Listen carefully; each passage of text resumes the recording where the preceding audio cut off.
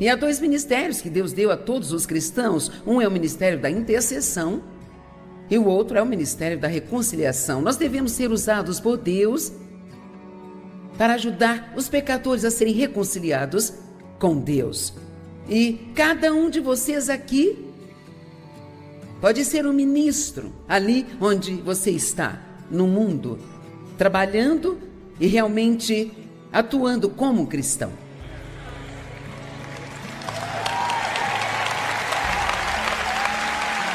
Amém?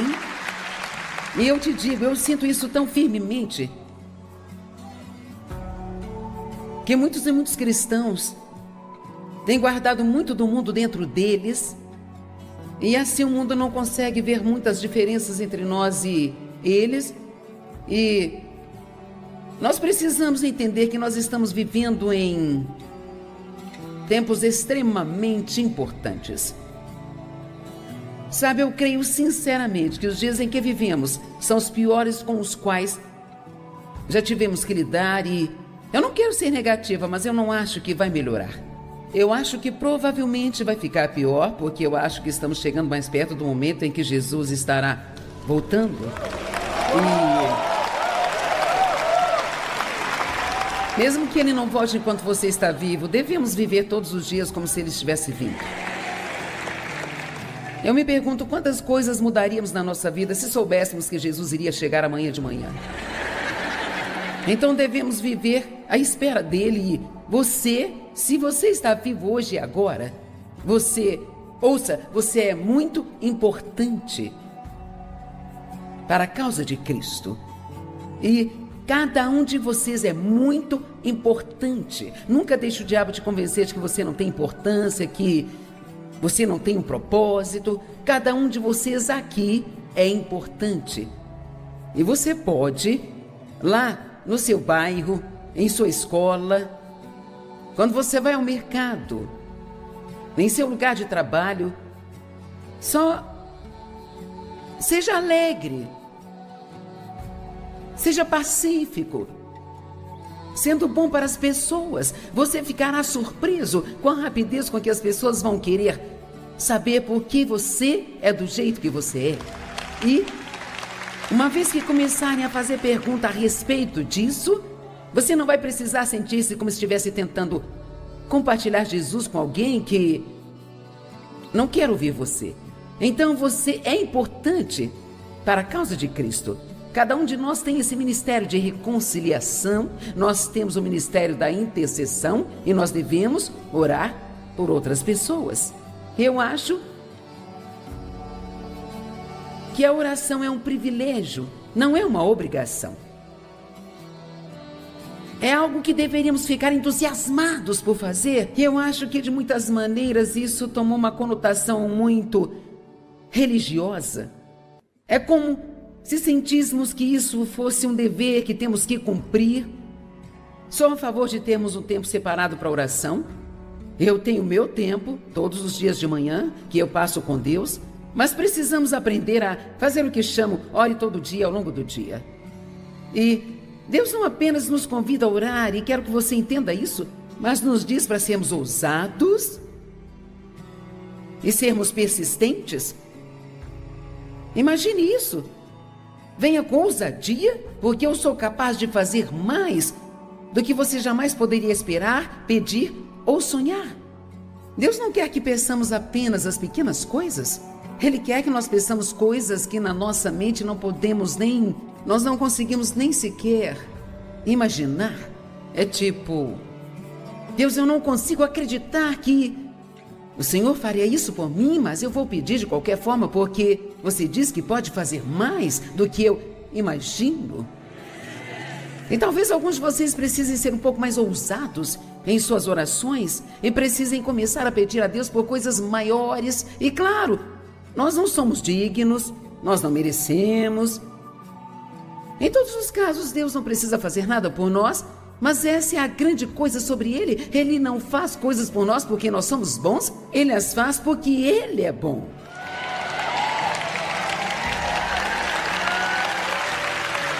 Mas nunca se esqueça disso. Ele diz em Tiago, você não tem porque você não pede. Então alguns de vocês precisam começar a pedir novamente. Certo? A parábola da persistência está em Lucas 11, do 5 ao 13. Então lhes disse: suponham que um de vocês tem um amigo e que recorra a ele à meia-noite e diga: amigo, empreste-me 3 sacos de pães.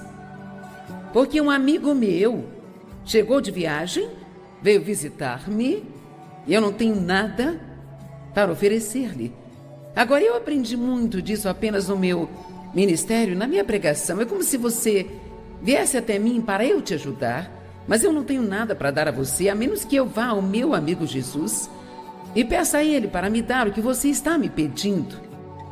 E todos nós precisamos entender que nós realmente não temos a habilidade de ajudar a ninguém, nem de fazer o bem a ninguém, se não formos constantemente até Deus e pedir-lhe por aquilo que precisamos para dar. Amém? No minuto em que você se torna independente e acha que pode fazer isso por conta própria, é neste minuto que você começa a fracassar e a decair. E lá de dentro ele respondeu: não me perturbe, a porta já foi fechada, meus filhos e eu estamos na cama, eu não posso me levantar agora e te dar nada. Mas eu digo a você, embora ele não se levante para dar-lhe o pão por ser seu amigo, por causa da ousadia e persistência e ousadia, ele se levantará e lhe dará tudo o que precisar. Por isso lhes digo: peçam e continue pedindo e será dado a vocês. Busquem e continue buscando e vocês encontrarão.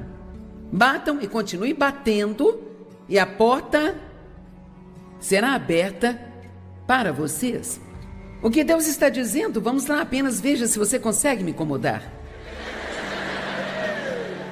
Sabe, eu tenho conhecimento disso, eu digo a Deus, não de uma maneira desrespeitosa, mas se houver algo que eu saiba que é uma promessa em sua palavra, que de uma forma ou de outra o inimigo tirou de mim ou está me impedindo de ter aquilo, eu digo a Deus, eu não vou calar a minha boca sobre isso até que eu veja uma mudança.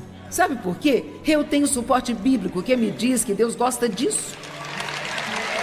Amém?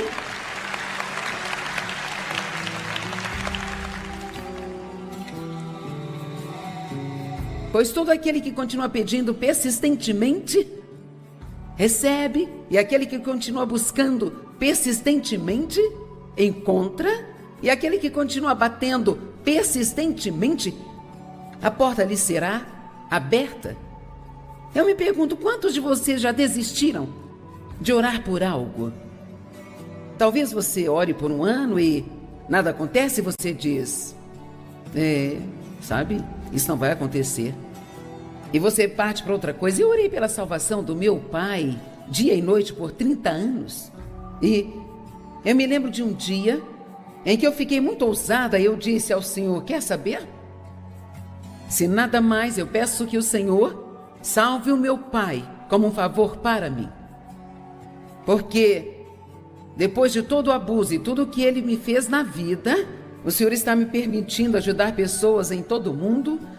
Eu não quero ajudar a todos eles e ver o meu pai ir para o inferno. Então eu estou pedindo a você, ainda que ele não queira ser salvo, faça isso como um favor para mim. E quer saber? Ele tinha 83 anos ou mais quando ele recebeu a Cristo, mas ele foi um homem transformado. Eu pude batizar o meu pai que abusou de mim e ele faleceu 3 anos depois. Ele nunca teve uma vida boa por causa da maneira como viveu, mas eu estou te dizendo, não desista. Não desista. Se é algo que você realmente acredita, que Deus colocou em seu coração ou está na sua palavra, não desista.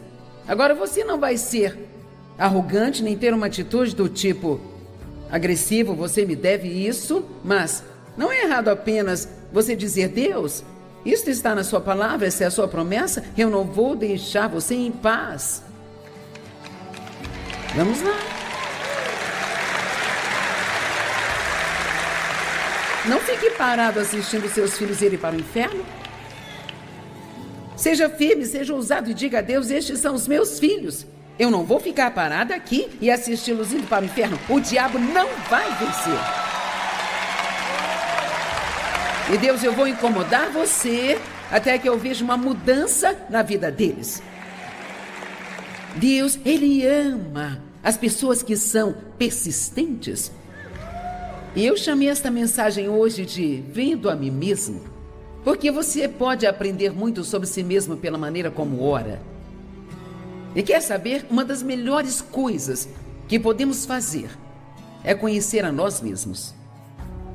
Aprenda a ser dolorosamente honesto consigo mesmo sobre si mesmo. Porque você pode admitir que você tem um problema e ainda assim não está sob condenação. Deus não nos revela os problemas da nossa vida ou coisas que precisam serem mudadas para nos condenar. O diabo faz isso. Mas Ele nos convence e o que Ele quer que nós façamos é reconhecer e admitir. E então, eis a pergunta que quero fazer. Você é do tipo de pessoa que desiste facilmente? Quanto tempo você consegue resistir se o diabo ficar forçando? Quanto tempo até que fique bravo com Deus? Quanto tempo antes de ter uma atitude ruim? Por quanto tempo você consegue ter um problema e continuar sendo agradável com as outras pessoas? Vamos lá. Amém. Sabe, é interessante, nós passamos 40 anos vivendo uma vida de pecado e fazendo tudo errado. E quando você aceita Cristo, acha que se fizer algumas coisas certas, tudo vai se transformar? Deixe-me dizer, você precisa estar pronto para fazer o que é certo de novo.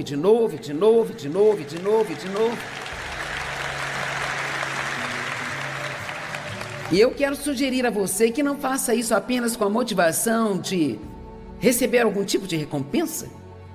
Eu não acho que seja bom, eu acho que precisamos fazer o que é certo, porque é certo. Vamos lá. É da mesma maneira como ofertar. Eu não acho que nós devemos ofertar para ter algo. Eu não acho que seja um bom motivo. Acho que devemos ofertar porque amamos a Deus e apreciamos o que Ele fez por nós e queremos ver outras pessoas ajudadas. E há uma promessa anexa a isso, que se você trouxer os seus dízimos e ofertas à casa do tesouro, eu vou abrir a janela do céu e te darei uma bênção tão grande que você não poderá conter. E o meu Deus suprirá todas as suas necessidades de acordo com as suas riquezas e glória por Cristo Jesus. Não espere que Deus atenda às suas necessidades se você não oferta. Persista nisso. Mesmo quando você tiver problemas financeiros, persista em fazer o que é certo. Eu quero ver algumas pessoas aqui ganhando músculos espirituais aqui nesta noite e talvez apenas sacudir estes letárgicos. Se livre disso e diga não. Há uma vida pela qual Jesus morreu para que eu tivesse e eu vou tê-la.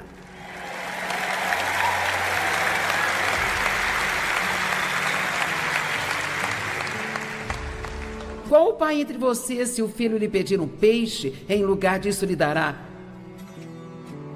uma cobra? Ou se lhe pedir um ovo, lhe dará um escorpião? Se vocês, apesar de serem maus, sabem dar boas coisas aos seus filhos, quanto mais o vosso Pai que está no céu dará a vocês. Agora se atente ao que ele diz. O Espírito Santo, aos que pedirem e continuarem pedindo a ele. Nós vamos ter nossos olhos abertos um pouco hoje sobre a oração, porque eu acho que muitas vezes nós apenas oramos errado. Nós oramos para que os nossos problemas desapareçam e você faz isso, eu também faço, mas você não vai encontrar nenhuma oração na Bíblia que nos diz para fazer isso. E quer saber? Eu examinei profundamente, já preguei sobre as orações do apóstolo Paulo, e elas estão em Efésios 3, Filipenses 1, Colossenses 1, e você não vai conseguir encontrar uma oração que ele fez, onde ele pediu para que alguém fosse livre das suas circunstâncias. O que ele orou foi para que ele suportasse o que quer que fosse com bom temperamento. Então, com qual frequência você ora assim? Deus, eu quero que essa situação acabe logo, mas até que venha o seu tempo certo, ajuda-me a continuar sendo bom para as pessoas, ajuda-me a não ficar amargurado, ajuda-me a não culpar ninguém, ajuda-me a não ter inveja das outras pessoas que não estão com problemas no momento. Quantos de vocês estão comigo e entendem o que estou dizendo? Veja, realmente, o que Deus quer mais do que nos dar tudo o que nós queremos é que sejamos estáveis. Não com altos e baixos pelas nossas circunstâncias, mas como Jesus, sendo o mesmo o tempo todo. E esse pode ser o seu maior testemunho para a sua família. Esse pode ser o seu maior testemunho para outras pessoas à sua volta. Acho que você pode pregar todos os dias sem sequer abrir a boca. Amém? E então, continuando, nós vemos aquilo que ele disse: peça e continue pedindo, bata e continue batendo, busque e continue buscando. E então o exemplo que ele dá é que nós devemos pedir mais do Espírito Santo. Agora, vamos falar por um minuto sobre o Espírito Santo. Porque primeiramente é ele quem nos ajuda a orar. Ele nos mostra como orar quando não sabemos pelo que orar. E ele é o nosso advogado, ele vai até Deus e pleiteia em nosso nome em intercessão. Todo aquele que é nascido de novo tem o Espírito Santo. Mas a Bíblia fala também sobre estar totalmente cheio ou ser batizado no Espírito Santo. E existem algumas denominações que ensinam isso, mas algumas delas não ensinam. Mas a Bíblia fala disso e nós vamos seguir com a Bíblia, não com as denominações. Ok? E, pessoal, nós teremos sérios problemas se nós deixarmos de entender que nós precisamos ser cheios e sempre cheios com o Espírito Santo. Em Efésios, capítulo 5, versículo 18, diz: seja cheio e constantemente guiado pelo Espírito Santo. Noutra tradução que eu gosto ainda mais diz: seja sempre cheio do Espírito Santo. Eu acho que todos os dias, nas suas orações, uma das coisas que você deve pedir é: encha-me completamente até transbordar com o teu Santo Espírito. Eu não quero apenas ter o Espírito Santo, eu quero que o Espírito Santo tenha a mim. Amém? Talvez você esteja tendo luta com a sua vida de oração, e se você quiser fazer algumas anotações, eu vou dizer muitas coisas realmente interessantes pelas quais você pode orar. Isso vai agitar a sua vida de oração. Ore todos os dias para que Deus te fortaleça, para que você possa se comportar da maneira que você deve. Não somente levante, tente fazer, porque você vai falhar sem Deus, você vai falhar sem mim, nada podeis fazer. Mas o Espírito Santo é o nosso fortalecedor. Paulo orou em Efésios 3,16: eu oro para que vocês sejam fortalecidos com todo o poder e glória no seu homem interior, através do próprio Espírito Santo que habita no mais íntimo do seu ser e personalidade. Ore para que Deus, com seu Espírito Santo, preencha sua personalidade todos os dias. Quantos gostariam de ter um upgrade de personalidade? Amém? Você vai se surpreender com o que Deus vai fazer por você, até mesmo na área material, se você parar de orar pedindo só coisas materiais e começar a orar pelas coisas espirituais das quais você precisa. Deus cuidará de todo o resto. Buscai primeiro o reino de Deus e a sua justiça, e todas as outras coisas vos serão acrescentadas. É isso que Deus disse para mim uma vez. Eu acho que Ele quer que eu compartilhe com vocês. Você cuida dos negócios dele e Ele cuida dos seus. Você cuida do povo dele e Ele cuida de você. Vou dizer novamente: você cuida dos negócios de Deus, que são as pessoas. Você cuida de outras pessoas, e então Deus sempre cuidará de você. Ele sempre cuidará de você e suprirá suas necessidades.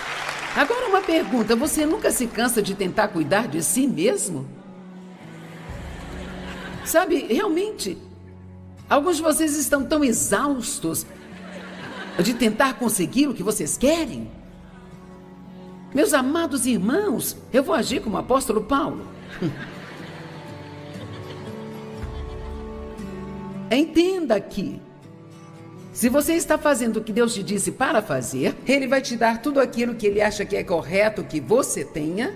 E se você quer algo de qualquer jeito e Deus não deu para você ainda, é porque aquilo não vai te fazer feliz.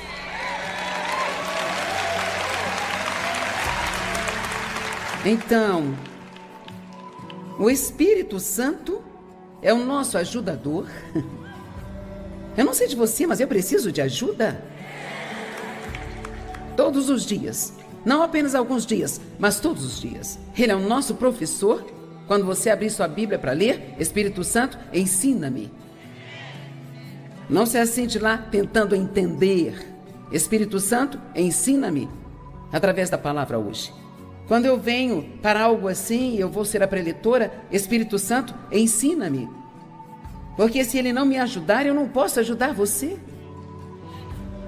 Ele é o nosso guia. Oh, meu Deus, precisamos de tanta orientação nesses dias. O nosso fortalecedor, nosso intercessor, nosso advogado, nosso consolador. Oh, meu Deus, o nosso consolador. Nós precisamos tanto de consolo hoje, porque o mundo é tão desconfortável. Então eu amo esta parte. Eu não sei se você vai amar isso ou não, mas eu amo. Eu gosto tanto que o Espírito Santo me convença do pecado, sabe?